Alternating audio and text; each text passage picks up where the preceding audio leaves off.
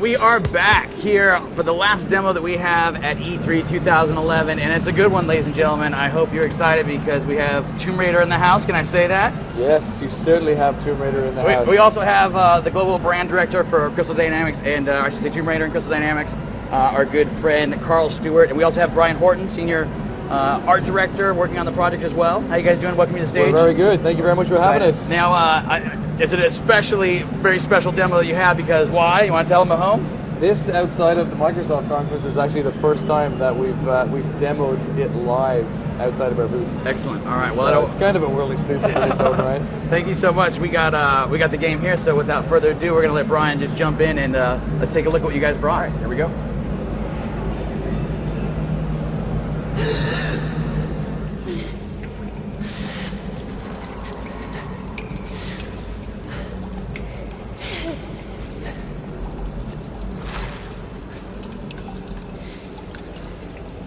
Oh, gotta get out of this.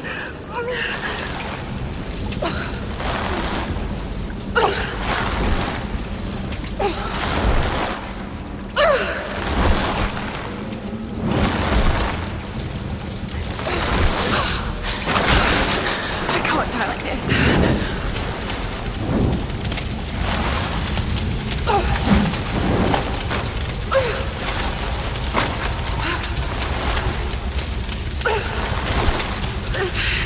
It's gonna hurt.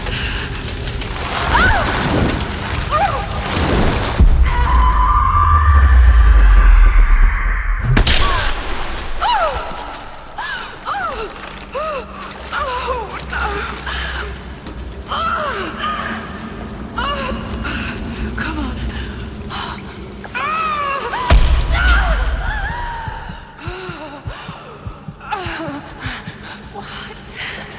What is this place?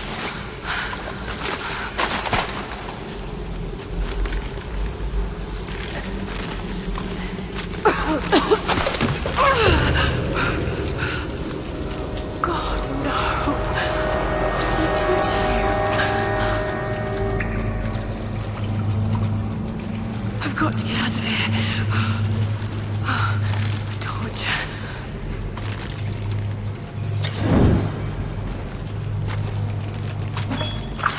That was loud.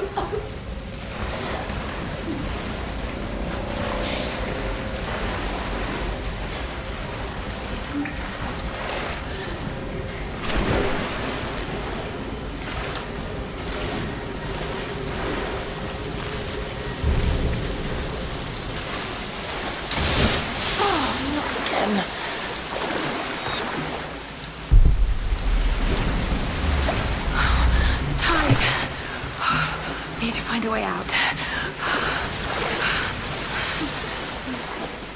More fire.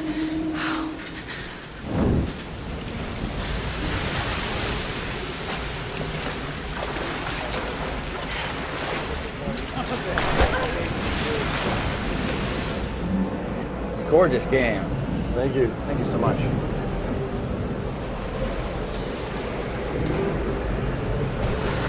What kind of contraption is this?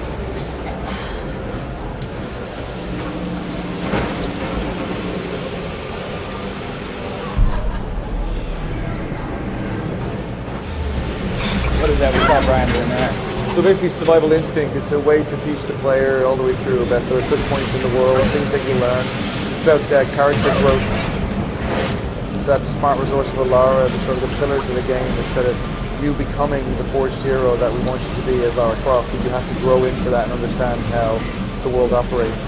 And the section that you're showing us right here, how far into the game would you say this This is actually the opening. Oh, this is the the opening of the game. This is the first sort of challenge that you put through to try and survive this situation.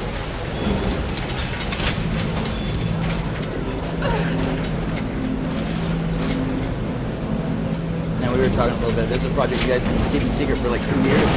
Yeah, we've been about 2.5 years. We've been working away, and we announced it back in December. Is that Game Informer cover? That was the Game Informer cover, and then Informer, since then we've been shown obviously select partners and lead up to E3.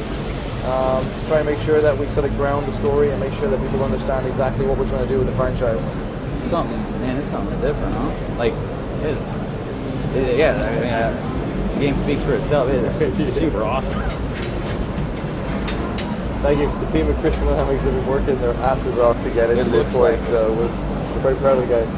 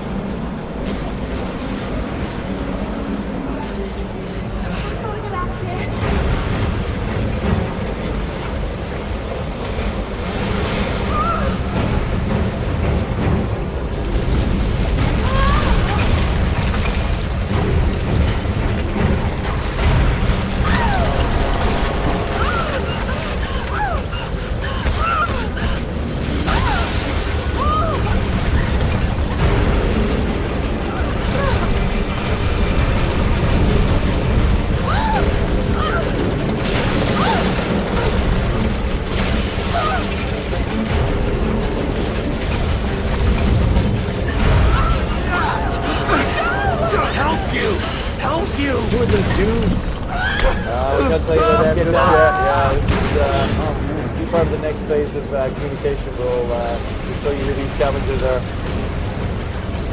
It's all about Lara right now.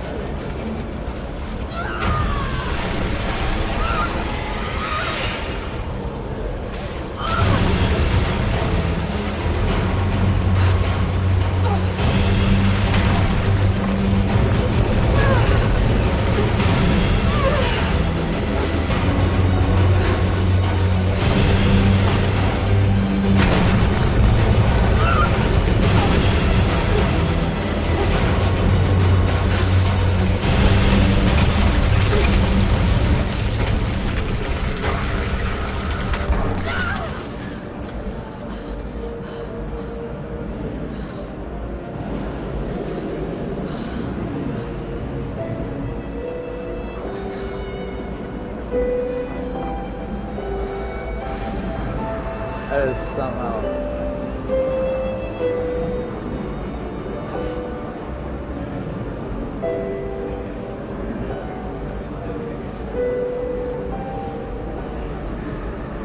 And there you have it, huh? Wow, that is super awesome. I hope you guys get here with people are clapping out here at the booth. So yeah, that is something else. Now, before I let you guys go, I got some audience folks in our audience would probably like to ask you a couple questions. Before we get to that, I've got a couple of my own. Yes, fire away. Obviously, the Tomb Raider series had kind of like, been where it had been in for a while, and then we'd seen it like when you guys talked about doing this and taking this in a slightly different direction with all the, with all the crazy stuff you guys are doing. What did people say when you told them that you wanted to do it? I think everybody knew that when we finished Underworld, it was time to sort of review Tomb Raider, see where it was going to go in the future. I think when Daryl and the team at Crystal all got together, we decided it's time to reimagine Lara Croft and bring Tomb Raider for the ages. In a way, kind of make it real for us. Tomb Raider had been gotten a bit stale, so Everybody loved it. Everybody accepted it. It was definitely the direction to go in. So They just really wanted the gaming audience to really care for Lara again. She's an icon. We feel like the way we approached her, making her younger, more vulnerable, and giving her some room to grow is going to make a big difference, and we're really excited about launching that version of Lara to the world. With what you guys had started planning before you started building this some 2 years ago or whatever, and seeing it here today, it's like how close to the original vision. It seems like it's neat. everything changes. You start with some great ideas, some vision, then you start to tailor that. So I would say over that period of time, it's changed very little. There's maybe a couple of things that have been taken out, which just were things that make sense. Every developer goes through that process where you just feel like it kind of dilutes the experience you're trying to unfold. So we're not too far from the reimagining that we imagined back then. All right, so we're going to take a crack at some of these questions from the audience, if you don't mind. And I know you guys aren't shared a whole lot yet. All you said is mostly about Lara, so by all means, tell me what you can and let me know what you can't. So for Hard Launch from Houston wants to know, will there be open environments we can explore? So obviously the stuff we see here, it's pretty straightforward, kind of where you're going. Do we get to areas that we're going to look through? Yeah, we've been shown behind closed doors, one of our new hub areas. And one of our goals is to create these sort of non-linear spaces, and with our new sort of dynamics about how Lara can move around these spaces, it allows you to feel like you're actually being an adventurer that Lara Croft should be. So these spaces are critical to the game, critical to the story. They'll be placed all around the island, and they're kind of a big change for the franchise. In the past, we've been very linear. We've been very sort of binary, jumping from ledge to ledge. Now the system we put in place allows you to have freedom of control to move around and really explore. Fantastic. One of the keys to Lara's adventures in the past, obviously, have been dual wielding sometimes pistols. Chris Strebler out of Charlotte, North Carolina, wants to know how do you guys basically handle the combat scheme in the new Tomb Raider? So it's a bit early for us to be showing combat because obviously we're trying to introduce this character arc, this young girl who's landed on this island and had to deal with her first situation, and it would kind of extract you from the situation to say, here's a gun, go fight. So I think that will all come. There's a time and place for it, but we're being extremely competitive when it comes to combat for Tomb Raider. And before I let you go, I'm going to ask you a couple more questions here. From Finland, we got somebody asking about the different platforms you guys are going to release it on. Obviously, we've seen it on the Xbox 360 right here. What else you guys got cooking? We're going to have PlayStation 3 and Xbox 360, PS3. Yeah, they're the three main ones. The three main ones. The QuickTime events, Drummer out of Wisconsin wants to know, are there a lot of QuickTime events? Are there any RPG elements we see her progress in terms of her abilities and everything as you go through the game? Yeah, character progression has a lot. It's one of our big goals on the project.